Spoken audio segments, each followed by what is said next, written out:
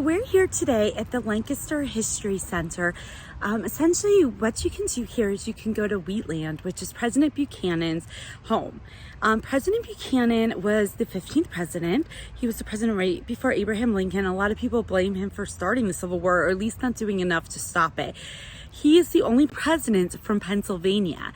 He was here from Lancaster, and we're in Lancaster. This is like in Lancaster City, and you can tour his home. So it's we're not going to do it today because it sounded a little boring for the kids. Brian's done it before. He said it was good. If you're interested in history, you watch a 25-minute video on President Buchanan, and then you could take a 50-minute guided tour of his house in Wheatland. He's really interesting. He was never married. His niece acted as his first lady.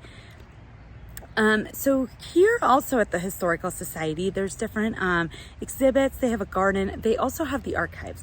We're here actually for the archives. So I'm really interested in genealogy. I always have been in researching. And the one person that's eluded me from Brian's side of the family is a guy named George Adams. He was lived in the mid-1800s, and he was born in Lancaster County.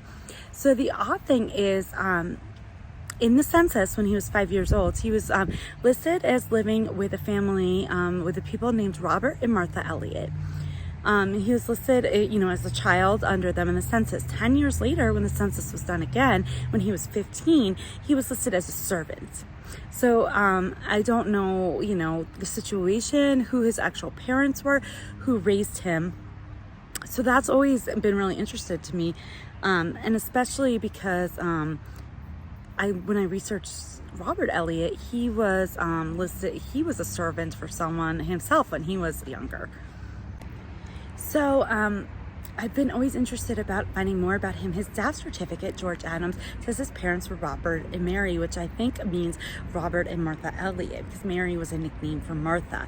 So they're the people who raised him, but they listed him as a servant in their census. So we have questions about that. I don't know if we can get those answered today. But when I look, they have digitized a lot of their records, at least the what they have.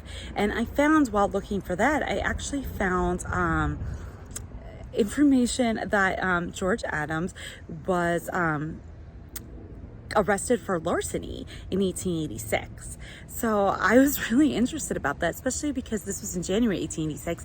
This was Brian's great-great-grandfather, second great-grandfather. His great-grandfather was born in 1886 in May. So 5 months after the trial for larceny, he was born, and his name was Robert Adams.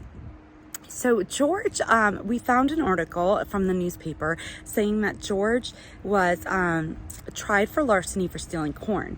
There was a guy named Christian Shimp who someone stole 14 bushels of corn from him.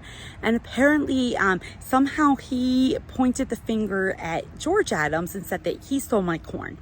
So George Adams had corn, so apparently he said he didn't do it, and that he had grown his own corn. So there was a whole trial. So we're here, they have the court documents. We're going to try to find out the results and see what happened and find out any other information about George. But it's also, like I said, you can go to Wheatland, you can go, there's gardens here, there's exhibits here at the Lancaster History Center. So we're excited to find some more about Brian's family.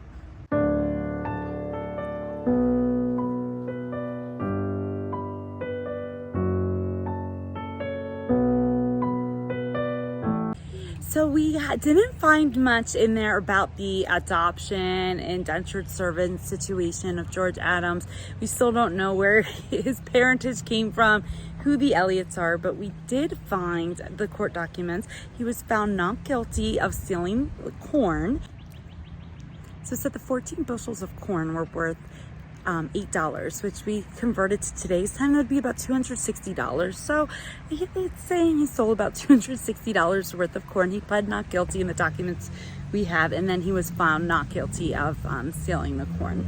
So that's kind of neat to find that he was acquitted, that Brian's great-great-grandfather was charged with stealing corn and acquitted of said crimes. So it's successful. Definitely check out the Lancaster History Campus here, Wheatland, and then just they have different exhibits. And if you have any family that is from Lancaster, they're definitely very helpful here.